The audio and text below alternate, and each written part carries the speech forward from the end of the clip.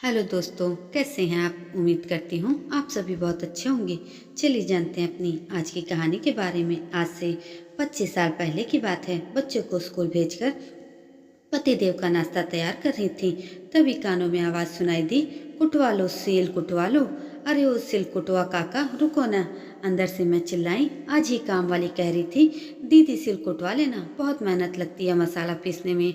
मेरी आवाज का ही इंतजार था, शायद उसे। पलक झपकते ही मेरे गेट पर था। मैंने इशारे से उसे अंदर बुलाया। घुटनों तक मटमैली घिसी हुई पुरानी धोती और उस पर जगह जगह से सिलाई की हुई कमीज, माथे पर अंगोछा और कांधे पर एक झोला था जिसमें शायद उसके औजार होंगे, सील कूटने वाले। कितना लोगे काका, मैंने पूछा। 10 रुपया ले बहू, उन्होंने कहा। ठीक है, लाती हूँ सील ओढ़वा। फिर उन्होंने मेरे घर के ओसारे में बैठाया और अंदर आ गई। अंदर से सामान ला कर दिया। तभी उसने पानी मांगा। मैंने पतिदेव की तरफ इशारा किया और उन्हें वहां बैठने के लिए बोला। पानी के साथ बिस्किट भी प्लेट में रखा और उसे ला कर दिया। अपनी माँ से मैंने सीखा था, किसी को भी छूछे पानी नहीं देना चाहिए। फिर यूं ही चाय के लिए मैंने पूछा। उसने तुरंत हामी भर दी। चाय चढ़ाकर वापस आई तो देखा अपने काम में मगन था वह। मैंने बात आगे करने की पूछी। कहाँ से आए हैं काका। खूटी, उसने तुरंत कहा। पौ फटते ही निकल गया था बाबू। पहला आग्रह किया आप ही हो। कैसे आए हो काका। फिर मैंने पूछा। पैदल। क्या। मेरे मुंह से तुरंत निकला। अपनी रांची से खूंटी 35 किलोमीटर है। आप पैदल चले आए। कुछ खाया पिया है या भूखे ही। मैंने पूछा। रात की बासी माड़ पी ले हो। घर में एक छटान चाव ना हो। आज कमाई हो तब तो राते सब भन पेट खाना खैबो। मेरा पूरा शरीर ही सिहर गया। वो बासी मार पीकर भी संतुष्ट था। मैंने सोचने लगी, भात पसाने में हम जिसे फालतू समझकर फेंक देते हैं, उससे किसी भूखे की पेट की अग्नि बुझ जाती है।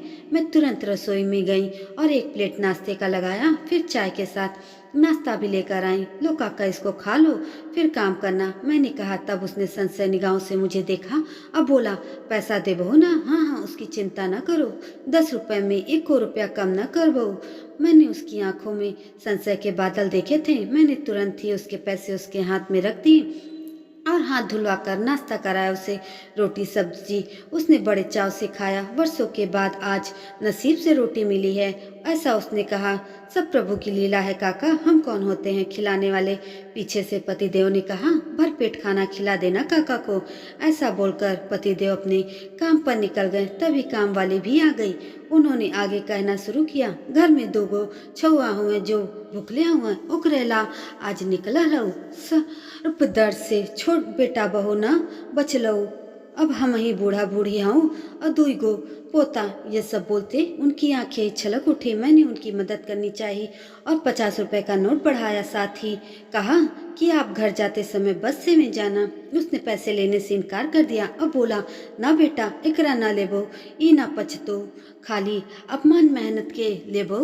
मेरी मेड ने भी समझाया पर उसकी एक हिरट थी, ना हम न लेबो। तब मैंने कुछ सोचा और अपने आसपास के पड़ोसियों को भी सिल कुटवाने के लिए राजी कर लिया। आज 40 रुपए की कमाई हुई थी उसकी। जाने से पहले वो मुझसे मिलने आया था और मेरे सर पर हाथ रखकर आशीष भी दिया।